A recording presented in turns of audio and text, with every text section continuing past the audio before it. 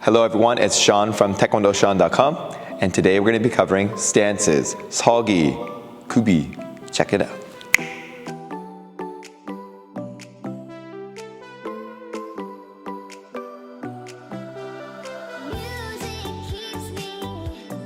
Alright, so how can you build a house if the structure is not good, if the foundation is not good?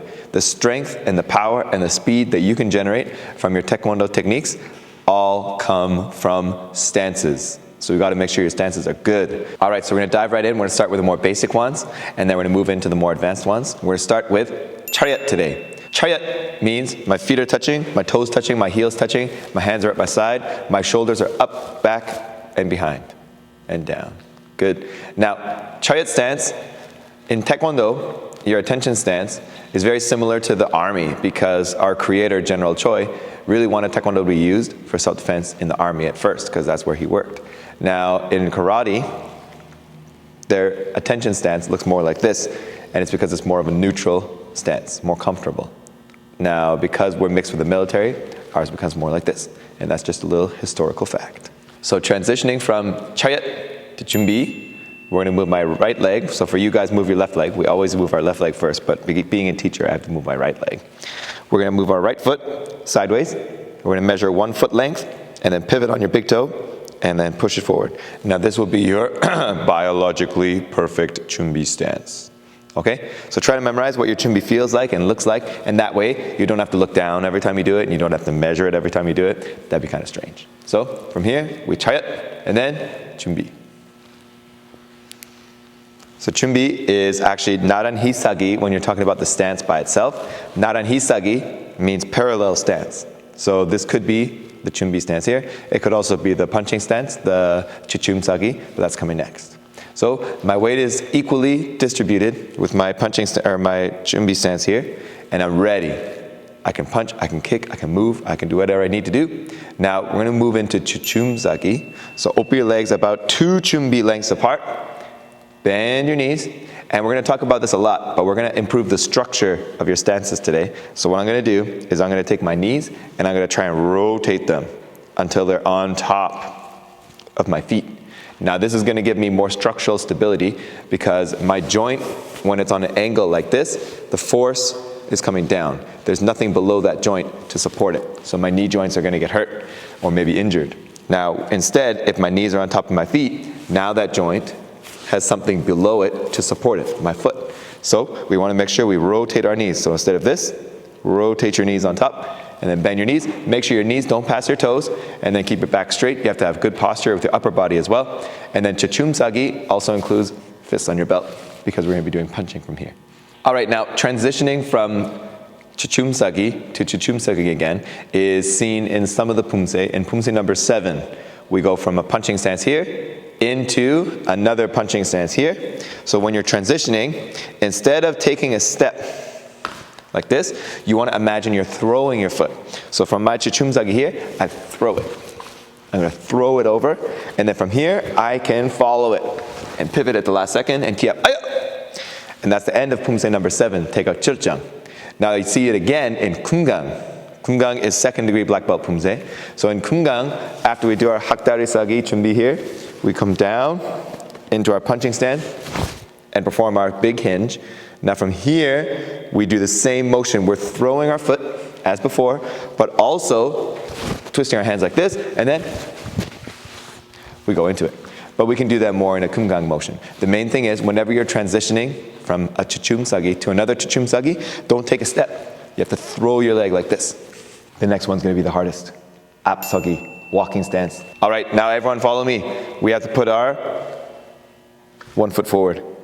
Now when you're doing a walking stance, you want to make sure that your feet are 1 foot length apart widthwise. So just like the Chimbi, measure it out. And then you also want to make sure that there's 1 foot in between your feet. So you can measure it out here. 1, and then shoulder width apart. And this is your ideal walking stance.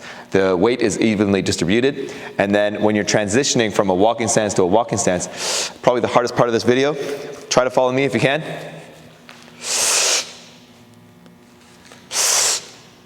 And then you can go backwards. All right, so walking stance is actually not that difficult. It's actually one of the more natural stances for us because we do a lot of walking. However, a lot of practitioners like to have their walking stance too small, so that you end up walking like a geisha, a Japanese models like this. So when you're doing pumse, make sure your walking stance is 1 foot length apart, and when you take the step, you're able to travel forward, so it's not too small. And then you guys are gonna have good Absugi. Next up, we have front stance, Absugi. Now this is one of the strongest stances in Taekwondo. It's also one of the more basic ones. We learn walking stance, Absugi, and front stance, Absugi, in pumse number 1 and pumse number 2. Those are the only 2 stances. So let's go over front stance. I'm gonna make sure that my front knee is bent, my back leg is straight. I wanna make sure that I have a foot length apart, widthwise, as usual, and also 2.5 feet in between my front and my back leg. So from here, I have my feet touching. I measure 1, 2. It's easy to do with the checkered mats because you can clearly see where your foot is. And 2.5. And then from here, I open it up, 1 foot length apart. And then as I bend my knee, I'm gonna start feeling pressure in my back leg here. So what I can do to relieve the pressure is I can actually pivot it so it's 45 degrees. And then I bend my knee. I make sure that my knee is on top of my foot. Now a lot of times, my knee is gonna be on top of my foot, but not quite. I don't know if you guys can see it, but it's kind of like my knee and then my foot. So see, they're not really on top of each other. So again, talking about structure, you're gonna try and twist that knee until it's over top of that foot.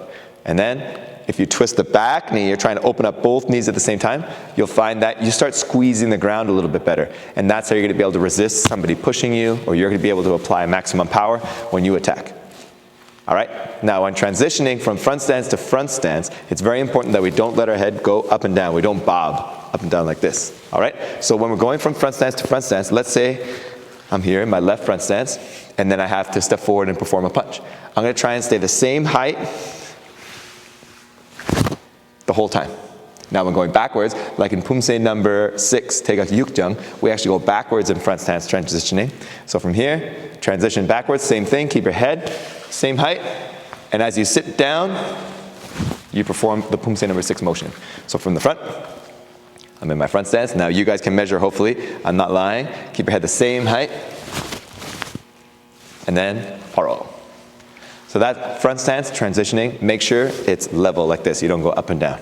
And then you guys are gonna be good. The weight distribution for front stance, Absugi, is 50-50. It's a very stable stance. It's really good for attacking. It's very good for defending. Front stance is where you reach in to attack somebody. So like in pumse number 1, we have our down block. So we've reached in. Someone's attacking us, so we reach in for that attack, and then we reach in even more and deliver our attack. In pumse number 8, we go into a front stance before we're gonna double front kick. And all the pumse, switching from back stance to front stance, because we're attacking. So front stance is a stable stance, able to block and defend and attack. So it's a really good stance. It's really useful. So practice it well. All right, so it's time for back stance. So back stance is almost the same measurements as front stance. It's just a little different. So in back stance here, duikubi, we're gonna make sure our feet are like an L. And then what I'm gonna do is I'm gonna take my foot and I'm gonna measure 2.5 feet. 1, 2.5. Now from here, I'm gonna bend my knees. Now I want my hips on top of my back leg. That's why they call it a back stance, duikubi. From here, I bend it. Now, a lot of practitioners, what they do as well, is we say, all right, make sure you guys are leaning back. Unfortunately, if you guys lean your body, you could get hurt, there could be injury, along with balance issues and stability issues and posture. Think about your posture. So, make sure in your back stance, your hips are the things that move back. Make sure both knees are bent, make sure your knee is not passing your toes here, and make sure your body is straight, shoulders back. And then back stance is a very good stance for defending. You'll notice that in Taekwondo, we don't attack from a back stance as often. More advanced pumse, we do it a little bit, but in the color belt pumse, like the Taegak pumse, like in pumse number 3, we block and then we attack. In pumse number 4, we block and then we switch to a front stance to attack. Or in all the pumse, it seems to be the same case. All right, so make sure that back stance is more of a defensive stance. And actually, our old Kyorugi Chimbi, our old sparring stance, used to be in back stance. Now it's more of a neutral stance, side to side. Now weight distribution wise, back stance is 80-20, 70-30. More weight on the back leg, less weight on the front leg. but still a very stable stance. So just make sure that you guys are performing this in a defensive way, where your weight is backwards almost. Now transitioning from back stance to back stance, like in Pumse number 7 and Pumse number 6, we're gonna be from here, stepping back, bring your feet close together, and then back out. Trying to keep your head the same light height as before. Now again, from the front here, I'll enter my back stance here, and then from here, step back, and then distribute your weight backwards as you do it. So by distributing your weight backwards, your block will gain power, and you're ready for anything that comes towards you.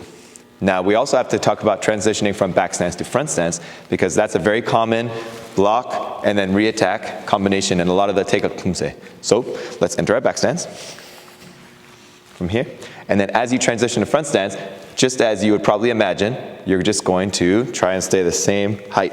Now in Pumse number 3, the transition's a little bit different. Taekwondo Samjang, from here, you just switch into the front stance.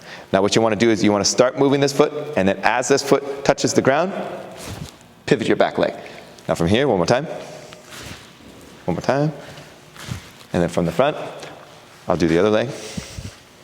Back stance, and then pivot. Back stance, and then pivot. Now pivoting from back stance to a front stance while stepping forward is a little bit more tricky, but not that much difficult. From here, we have our back stance. We're going to step forward, keeping the same height, front stance. And again, back stance. And then step forward. So make sure your weight goes from your back leg and transitions to both legs in the front stance. And then you guys are going to be good. Practice is hard. Back stance is one of those stances that you can also do against the wall. All right, so quick side note. When you guys are doing the back stance, you guys can actually use the wall to help you out a lot. So what you're going to do is attach your back foot to the wall. Front foot forward, like in your back stance, and then attach your body also to the wall. Your knee to the wall. Remember that structural point we were talking about? Make sure your knee is over top of your foot by attaching it to the wall. And then rotate your front foot as well, and then keep it back straight. And then you guys will now feel what it feels like to do back stance, and then you come off the wall slightly, and then you got to feel that same thing. And then you can do the other side from here. Touch my knee on the wall, touch my hips on the wall, touch my body on the wall. Make sure I turn both my knees so they're on top of my foot. Then I come off the wall and I can feel it again. So that's a good way to practice your back stance. A word on structure for the back stance. When I enter my back stance here and it's proper, I want to make sure I'm turning both my knees, because when I do that, I feel like all of a sudden my muscles are more engaged everywhere and my stance feels more stable. So I'm able to perform my motions more effectively. So make sure, just like front stance, you take your knees and try to rotate them so they are exactly on top of the foot. So stability and mobility is very important. So make sure you guys are working on that as you train. So you can train till you're 100 years old. All right, our next stance is called Kawasagi, your cross stance. Now we see this in Pumse number 5. The very last motion of Taeguk Ojang is a kick, lunge into the Kawasagi. Now a lot of times the practitioners do the Kawasagi and it's super imbalanced, super not structurally sound. And so they kind of like finish the motion and then fall over. So we want to make sure that we're teaching them, and we're teaching you, that our shin and our calf have to actually touch together. So when I do my Kawasagi here like this, I make sure that my shin attaches to my calf. Now that increases my stability. It makes the structure of the stance so much better. And from here, I feel like it's way stronger. So as we're going from the kick in Pumse number 5, for example, kick, we lunge, our right foot hits the ground, and our left foot comes up behind, like this, and we attach our legs together, and then we perform the upper body motion. Now we want to make sure this is stable and strong, and make sure that we don't fall forward. All right, so let's look at it from the front. Step forward, put your foot behind.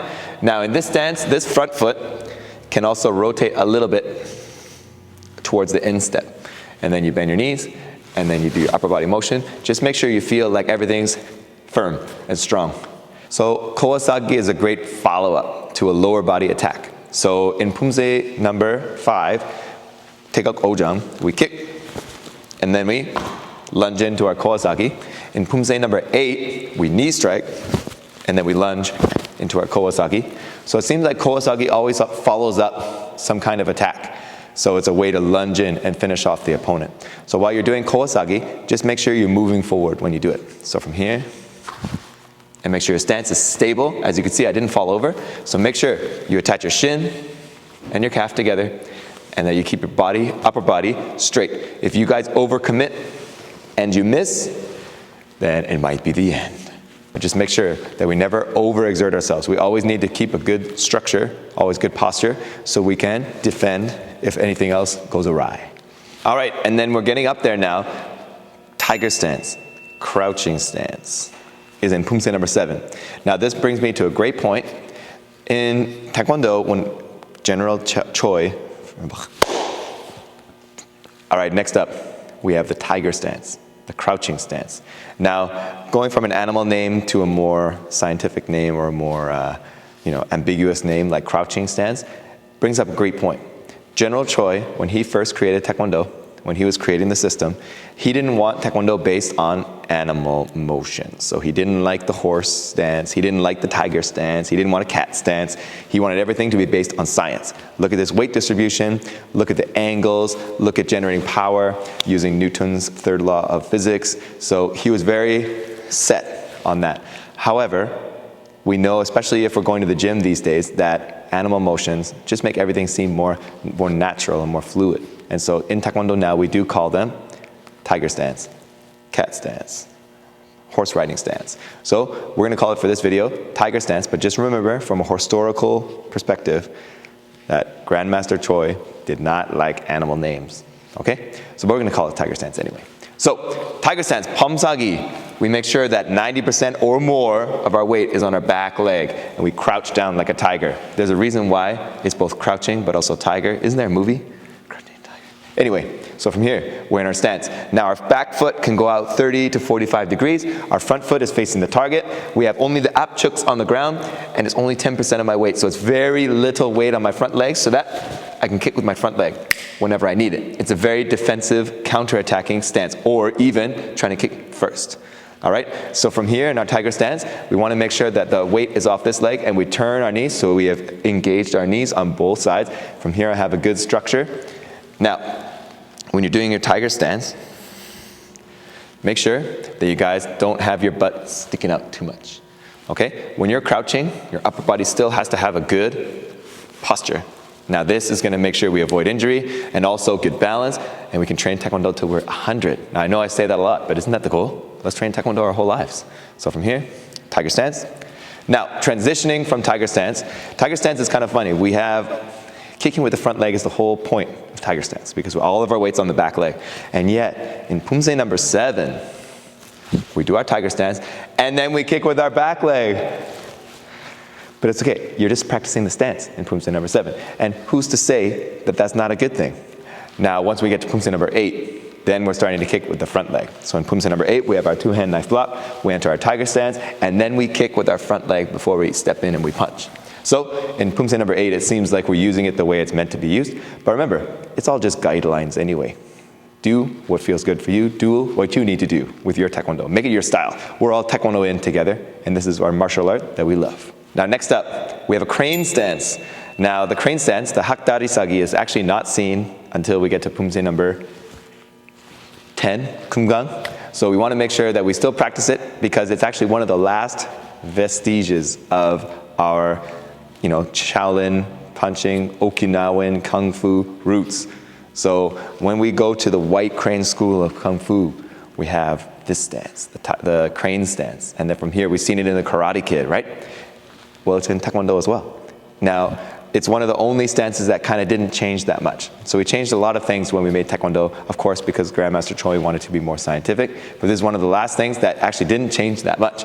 So let's learn how to make the bird stance even better, the crane stance. So you can pivot your bottom foot maybe 30 degrees to help with your balance, because if my foot's forward and I bring my leg up and then I get some sideways, I don't have a lot of control. Whereas if my foot's sideways, I bring my knee up, I have a lot of forward and backward this way now, but as soon as I go too far to one side, it's no good. So 30 degrees gives me a nice balance. So from here, 30 degrees, I'm gonna bring my leg up.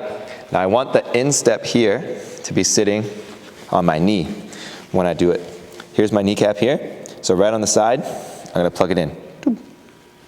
And then from here, I wanna make sure my knee is pointing straight. Now the angle here will vary depending on the size of your legs and your body yourself. Remember, a lot of Taekwondo is based on you in your biological self. So my Chimbi is going to be different than your Chimbi. The 4-year-old's Chimbi is going to be microscopic compared to mine.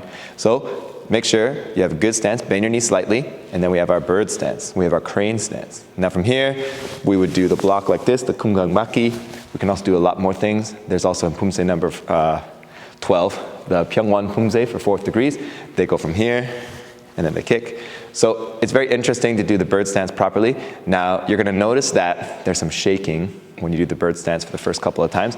So you just wanna do any kind of single leg strength training, and that will improve the stability of the stabilizers in your legs to help you stop shaking. Because it's not that the big muscles can't hold you up, because your legs are pretty strong. It's just that the little muscles that keep you steady are maybe not as strong with only one leg, because we stand on both legs most of our day. So make sure you guys do single leg exercises, and it'll build up the stability of the single leg stances, like this one. All right, so let's recap a little bit. So we had the upper body, making sure that every single stance, our upper body is in a good position. It's straight, it's supported, and I'm not overextending, so I can be safe and protect myself and the people I love. We also talked about the knees, making sure that no matter what stance we're in, we're trying to rotate our knees so that our knees sit safely over top of the legs.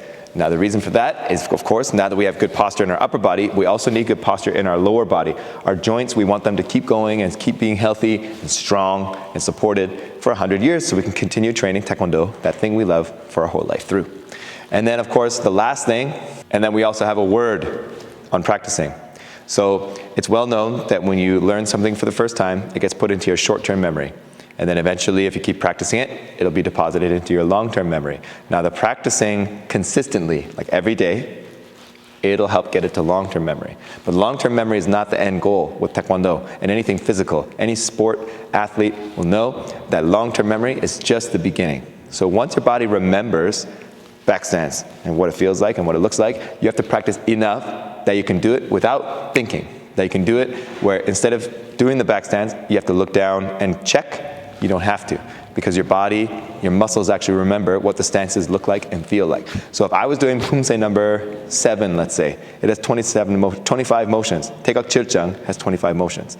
Upper body, lower body, that becomes 50, plus all the setting and everything like that, that becomes 75. So I have to think about 75 individual things in the middle of Pumse number 7. Now if I had to think about also, are my stances good while I'm doing that, that's just gonna be too much for me to handle. So make sure, if you're gonna make anything really good, make your stances really good. They say it takes 10 to 20,000 reps of something for your body to really master it. So maybe that's 6 years, 10 years, if you're practicing, an hour a day. If you start practicing less than an hour a day, that moves into like 20, 30, 40 years. So make sure you guys practice your stances every single day. Oh, are you going to the fridge to grab something? Let me just, front stance. Oh. Are you catching somebody from one of your friends, catching something? Catch it in back stance. The main thing is, the more you do something, the better you are. And the better you are at stances, it's gonna be translated into everything else. If you can do a good stance, you can have good power, good speed, good structure, and your Pumse is gonna look so good. Your sparring is gonna be good. Your kicks are gonna be good. Your setups, your landings, your structure is gonna be so good. So you need to practice stances a lot. All right, so there we have it, some stances. Seogi, apkubi, duikubi, all those stances are so important.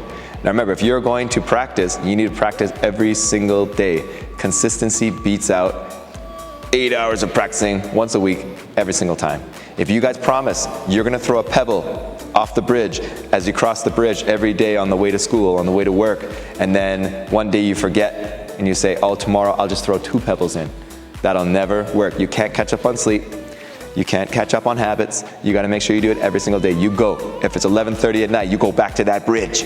You pick up that rock, you throw it in the water. Even though in 7 hours you're gonna be back there doing it again. It doesn't matter. Habits are so important. They make up who you are.